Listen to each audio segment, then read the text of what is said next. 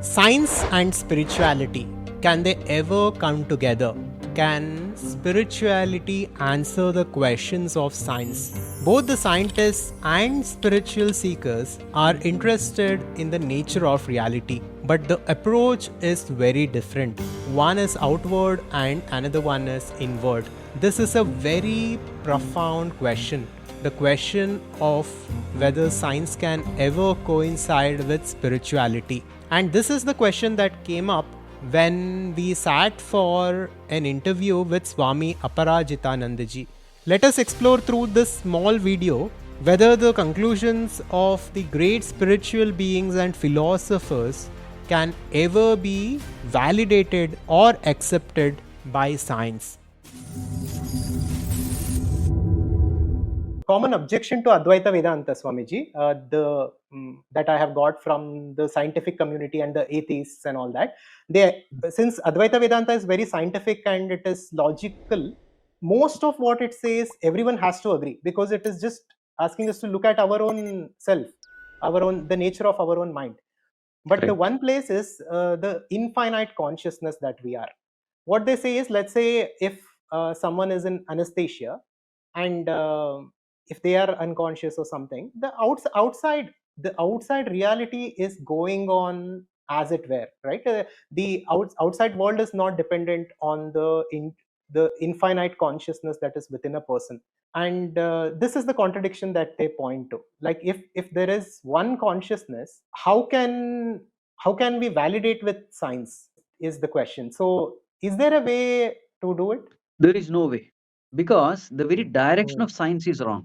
The It's outward. direction of, yes, it is outward, and it has assumed the existence of an observer.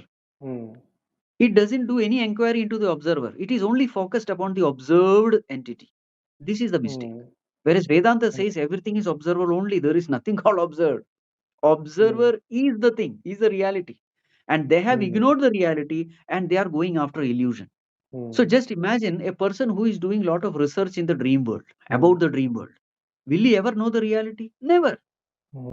Any amount of research in the illusory world can never take you to the reality.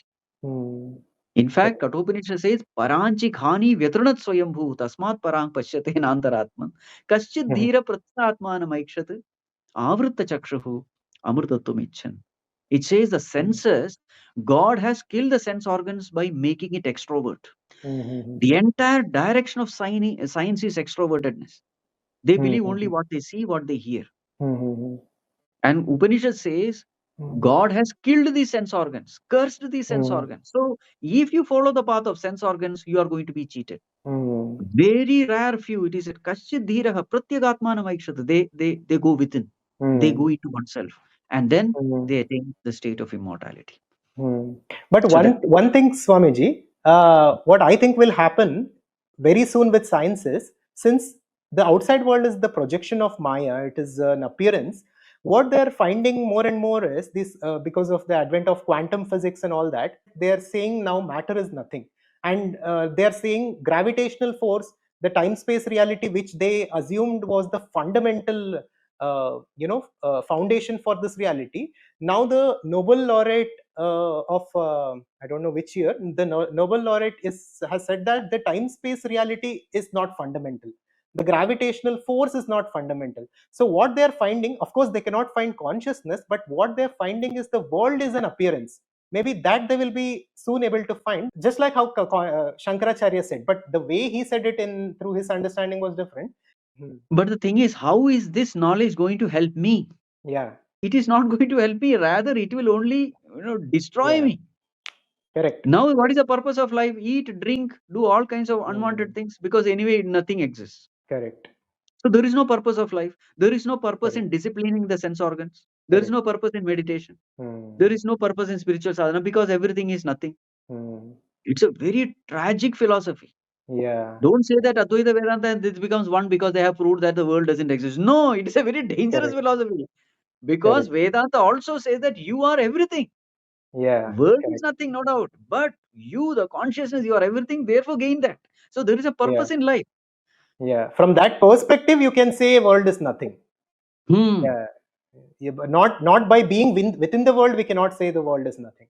Exactly, exactly. This is like we understood, this is simply the recognition of our own true nature. And even for serious seekers and who practice this for years together, like why is it so difficult to get, Swamiji? See, actually, the path is very, very simple.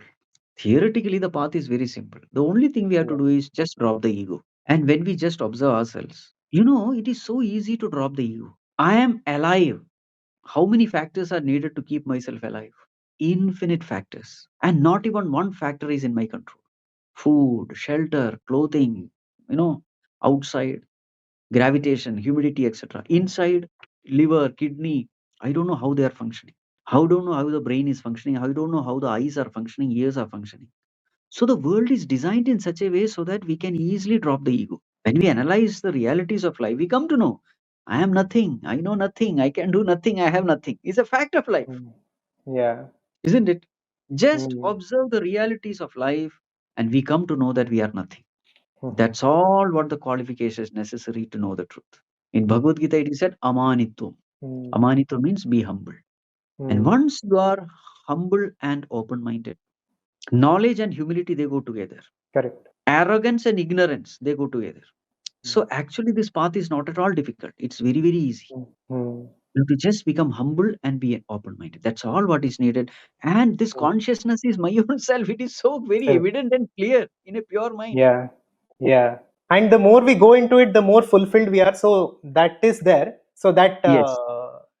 results are there. But then I'm talking about that absolute fulfillment, that See, infinite consciousness. the more and more you drop the ego, the more and more there is fulfillment. Yes, There is definitely. more and more peace. There is more and more Yes. contentment. That Yes. itself becomes an inspiration to put forth more effort. Correct. So yeah, That that is itself is a proof that you are going in the right direction. right direction. Yes. You can never leave this path. Once you start experiencing that joy, that Absolutely. fulfillment, then you start putting more and more effort. And Yes. once you start putting more and more effort, the cosmos has to create a conducive environment for you to realize the self. Yeah. Once the desire becomes Absolutely. single pointed, then the path is, it's a cakewalk. If you liked the video, check out this next and make sure to subscribe to our YouTube channel for more content like this. Thank you and welcome to our community.